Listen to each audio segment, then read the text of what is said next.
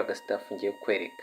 Kandi ubu ngubu tugiye gufungura TikTok ariko tugaragaza ko tutari mu Rwanda, tugiye guhindura location. Turaza twananditse kuri Rwanda itafunguka ahantu hameze gutya, turangiza tujyana muri search twandikemo United States. Ushaka gushyira ikindi gihugu nawe uzi kiba cyemerewe guhembwa, nawe akaba aricyo ushyira. Gusa twebwe twakoresheje United States, ushaka gukoresha nk'Ubufaransa ndetse n'ibindi bihugu nawe uzi. Turangiza twemeze mu United States, tugiye gufungura account ariko tutari mu Rwanda. Urabona ko handitse Rwanda aba United States. Biturangiza icyo tuzakora guys, musokanda subscribe ndetse na komsa, tukanda handitse Google account. Turangiza tugiye guhitamo email, mubwire ko uraba ufite Gmail cyangwa email tugeze ufunguzaho TikTok, ko tugiye gufungura TikTok nshyashya. Wangiza icyo uzakora uzayikandaho guys, musokanda subscribe like. Okay guys, nakubwiye nurangiza uzazukana kuri Google yawe, ugomba kuba ufitemo nuzi utegeze ukoresha guys. Hano kwa hasi handitse United States, ntabwo handitse Rwanda. Aza ucuzingemo email, ugiye ka ducuzingemo iyi ngiyi. Itumara kuhitamo dutegereze akanya gatoya ifunguke guys. Nurangiza ahangaha mbabwire ibanga riri hano hantu, ugomba gushyiramo amatariki nyayo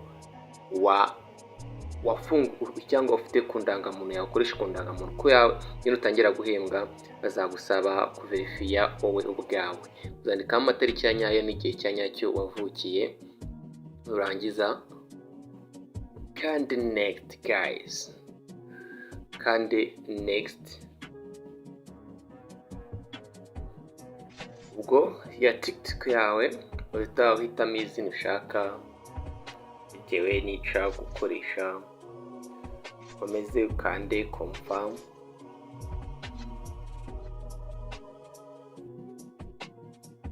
Mara ukanda confirm, utegereze bagusabe tuno tuntu zemeze ko niba uri umuntu utari robo, twemeze. Hano uraza ukagashyiramo neza bikaringanira, karekura.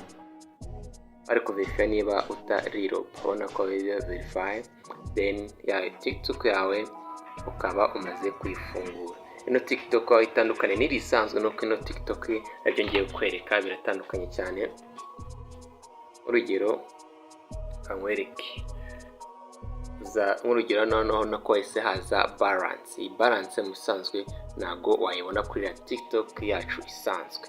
Iyi balance ubona hano. Ikindi ukaza hano kuri creator tools, uzasanga ya TikTok yacu ifite iyo bita hano. Tugane hano kuri more view all, tegereze usanga bita ifite iyo bita creative. Iyi ubona hano creative layout program.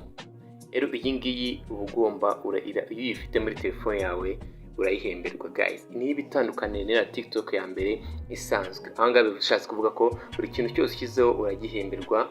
ari views wagize, like urazihemberwa guys. Nawe niba ufite TikTok yawe isanzwe, ihindura ishyire muri creative program kugira ngo bijye ubasha guhemberwa ibikorwa byawe wagize. Urabona ko hano hitandikaho amafaranga wakoreye, araza agahita ajyaho hano, wabibona hano. Then guys, wenda gushima warebye video yacu, ni by'agaciro cyane kandi mbwira ati ni by'agaciro wageze ku munota.